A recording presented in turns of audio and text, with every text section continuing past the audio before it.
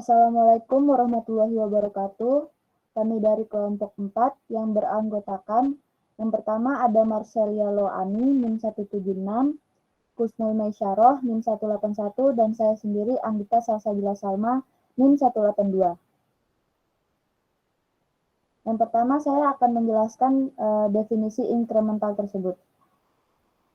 Model inkremental adalah metode pengembangan perangkat lunak di mana produk dirancang, diimplementasikan dan diuji secara bertahap hingga produk selesai.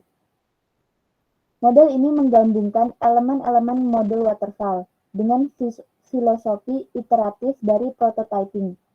Ada banyak situasi di mana kebutuhan perangkat lunak awal didefinisikan dengan cukup baik, tetapi ruang lingkup keseluruhan dari upaya pengembangan menghalangi proses yang murni linier.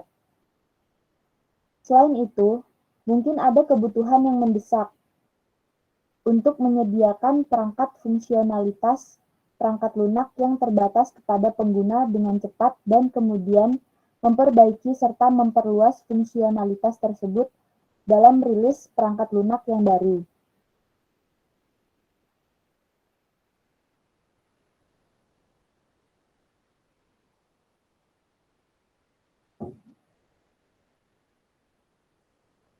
Model proses inkremental berfokus pada penyimpanan produk operasional dengan setiap inkremen. Inkremen awal adalah versi yang dilepas dari produk akhir, tetapi memang menyediakan kemampuan yang dapat melayani pengguna dan juga menyediakan platform untuk evaluasi dan penggunaan. Pengembangan tambahan sangat berguna ketika stok tidak tersedia untuk implementasi lengkap dengan batas waktu bisnis yang telah ditetapkan untuk proyek. Inkremen awal dapat diimplementasikan dengan lebih sedikit orang. Jika produk inti diterima dengan baik, maka stok tambahan atau jika diperlukan dapat ditambahkan untuk mengimplementasi inkremen berikutnya. Selain itu, inkremen dapat direncanakan untuk mengelola resiko teknis. Sebagai contoh, sistem utama mungkin memerlukan ketersediaan perangkat keras baru yang sedang dikembangkan dan yang tanggal penyampaiannya tidak pasti. Dimungkinkan untuk merencanakan inkremen awal dengan cara menghindari penggunaan perangkat keras ini. Dengan demikian, memungkinkan fungsionalitas parsial disampaikan kepada pengguna akhir tanpa penundaan yang berlebihan.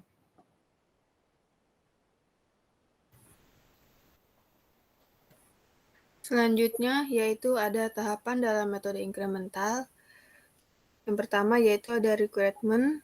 Requirement adalah proses tahapan awal yang dilakukan pada inkremental model adalah penentuan kebutuhan atau analisis kebutuhan. Yang kedua yaitu ada specification. Specification adalah proses spesifikasi di mana pengguna menggunakan analisis kebutuhan sebagai acuannya. Yang ketiga yaitu ada arsitektur desain.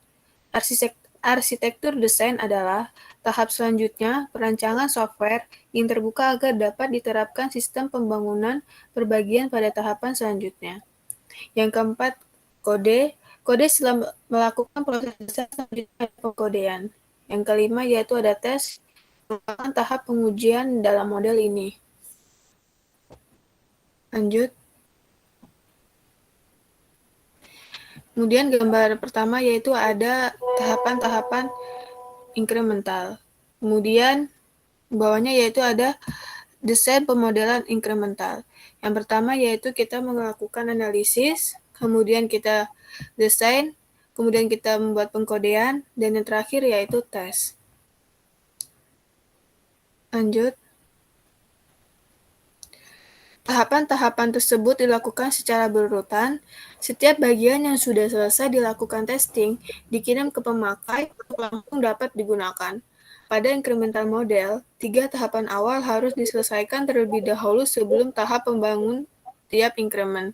Untuk mengantisipasi kondisi yang terjadi pada incremental model, diperkenalkan model more risky incremental model. Model ini menerapkan sistem kerja yang paralel.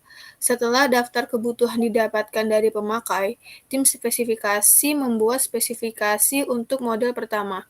Setelah spesifikasi pertama selesai, tim desain menindaklanjuti. Tim spesifikasi sebelumnya juga langsung membuat spesifikasi untuk model kedua, dan seterusnya. Jadi, tidak harus menunggu model pertama selesai hingga dikirim ke user.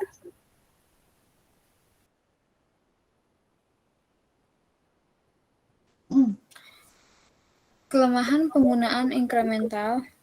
Adapun kelemahan dari model incremental ini antara lain: 1.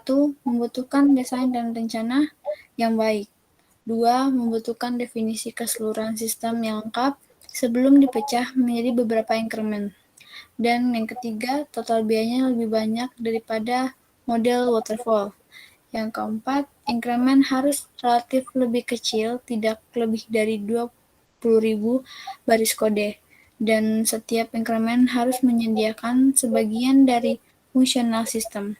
Yang kelima, adanya kesulitan untuk memetakan persyaratan user pada increment dengan ukuran yang benar. 6. Penambahan staf dilakukan apabila hasil increment akan dikembangkan lebih lanjut.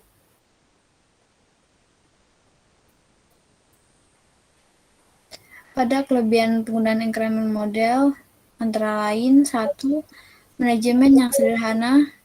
2. User tidak perlu menunggu sampai seluruh sistem dikirim untuk mengambil keuntungan dari sistem tersebut karena increment yang pertama sudah memenuhi persyaratan yang paling kritis, sehingga perangkat lunak dapat segera digunakan.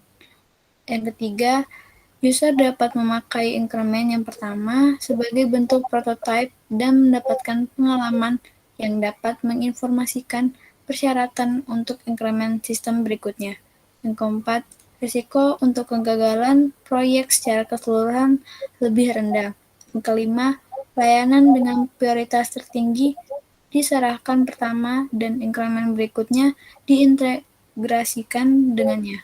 Sangatlah penting bahwa layanan sistem yang paling penting mengalami pengujian yang paling ketat. Yang keenam, mampu mengakomodasikan perubahan secara fleksibel.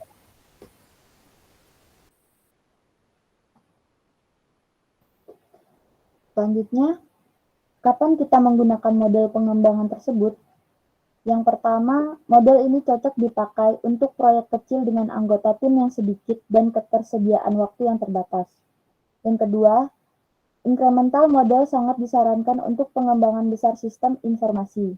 Yang ketiga, increment dapat direncanakan untuk mengelola risiko teknis.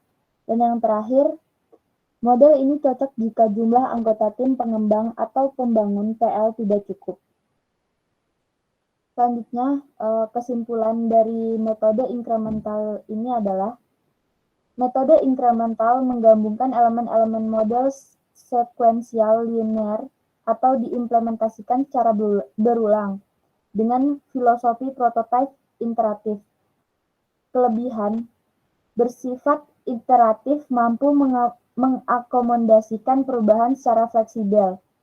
Prioritas tinggi pada pelayanan sistem adalah yang paling diuji.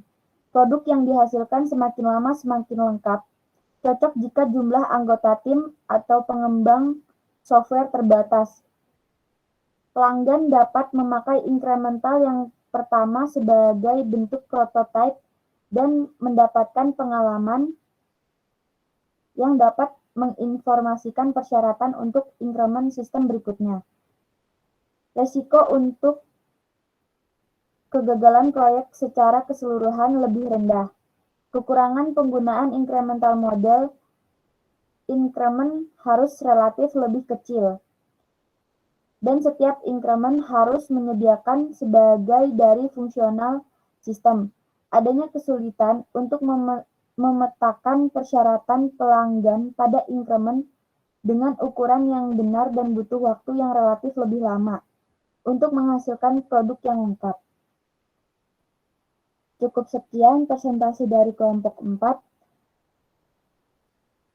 Kurang lebihnya mohon dimaafkan. Wassalamualaikum warahmatullahi wabarakatuh.